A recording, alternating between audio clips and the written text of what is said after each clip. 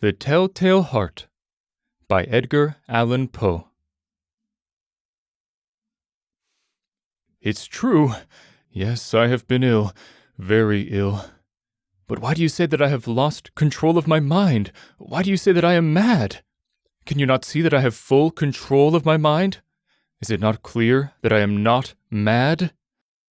Indeed, the illness only made my mind, my feelings, my senses stronger, more powerful. My sense of hearing especially became more powerful. I could hear sounds I had never heard before.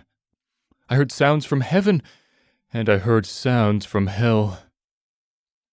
Listen! Listen, and I will tell you how it happened. You will see, you will hear how healthy my mind is. It is impossible to say how the idea first entered my head. There was no reason for what I did. I did not hate the old man. I even loved him. He had never hurt me. I did not want his money. I think it was his eye. His eye was like the eye of a vulture, the eye of one of those terrible birds that watch and wait while an animal dies and then fall upon the dead body and pull it to pieces to eat it. When the old man looked at me with his vulture eye, a cold feeling went up and down my back. Even my blood became cold. And so I finally decided I had to kill the old man and close that eye forever. So you think that I am mad? A madman cannot plan. But you should have seen me. During all of that week I was as friendly to the old man as I could be, and warm and loving. Every night about 12 o'clock I slowly opened his door, and when the door was opened wide enough I put my hand in, and then my head. In my hand I held a light covered over with a cloth so that no light showed, and I stood there quietly. Then, carefully, I lifted the cloth just a little so that a single thin, small light fell across that eye. For 7 nights I did this, 7 long nights, every night at midnight. Always the eye was closed, so it was impossible for me to do the work. For it was not the old man I felt I had to kill, it was the eye, his evil eye. And every morning I went to his room, and with a warm, friendly voice, I asked him how he had slept. He could not guess that every night, just at 12, I looked in at him as he slept. The 8th night, I was more than usually careful as I opened the door. The hands of a clock move more quickly than did my hand. Never before had I felt so strongly my own power. I was now sure of success. The old man was lying there, not dreaming that I was at his door.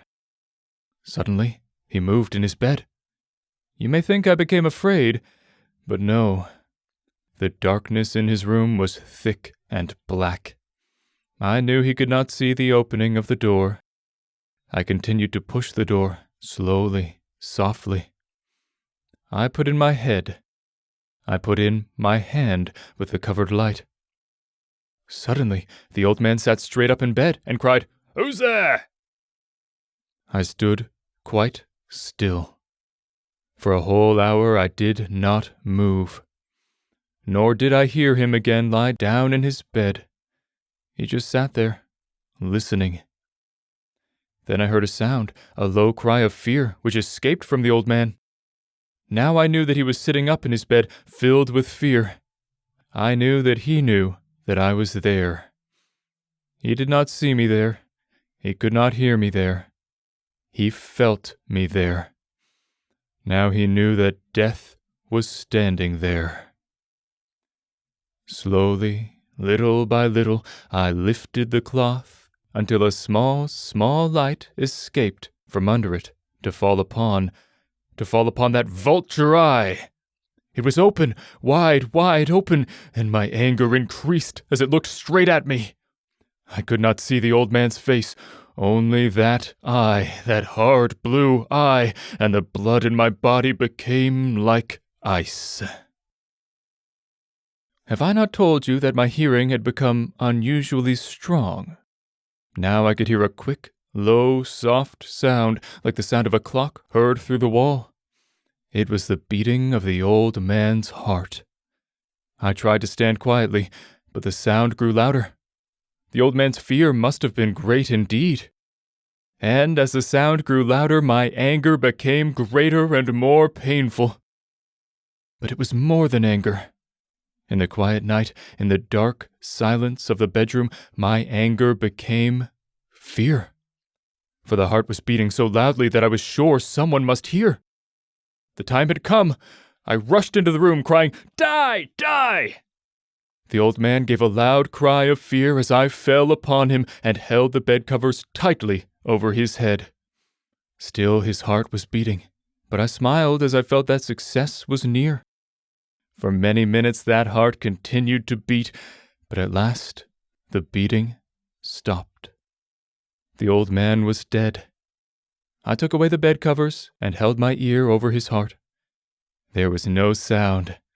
Yes, he was dead. Dead as a stone. His eye would trouble me no more. So, I am mad, you say? You should have seen how careful I was to put the body where no one could find it. First, I cut off the head, then the arms and the legs. I was careful not to let a single drop of blood fall on the floor. I pulled up 3 of the boards that formed the floor and put the pieces of the body there. Then I put the boards down again carefully, so carefully that no human eye could see that they had been moved. As I finished this work, I heard that someone was at the door. It was now 4 o'clock in the morning, but still dark. I had no fear, however, as I went down to open the door. 3 men were at the door, 3 officers of the police. One of the neighbors had heard the old man's cry and had called the police. These 3 had come to ask questions and to search the house. I asked the policeman to come in.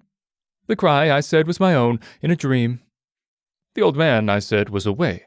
He had gone to visit a friend in the country. I took them through the whole house, telling them to search it all, to search well. I led them finally into the old man's bedroom. As if playing a game with them, I asked them to sit down and talk for a while. My easy, quiet manner made the policemen believe my story. So they sat talking with me in a friendly way. But, although I answered them in the same way, I soon wished that they would go. My head hurt, and there was a strange sound in my ears. I talked more and faster. The sound became clearer. And still they sat and talked. Suddenly, I knew that the sound was not in my ears. It was not just inside my head. At that moment, I must have become quite white. I talked still faster and louder, and the sound too became louder. It was a quick, low, soft sound, like the sound of a clock heard through a wall, a sound I knew well. Louder it became, and louder. Why did the men not go? Louder, louder. I stood up and walked quickly around the room. I pushed my chair across the floor to make more noise, to cover that terrible sound. I talked even louder, and still the men sat and talked and smiled. Was it possible that they could not hear? No, they heard. I was certain of it. They knew. Now it was they who were playing a game with me. I was suffering more than I could bear from their smiles and from that sound. Louder, louder, louder. Suddenly I could bear it no longer. I pointed at the boards and cried, "Yes, yes, I killed him! Pull up the boards and you shall see! I killed him! But why does his heart not stop beating? Why does it not stop?"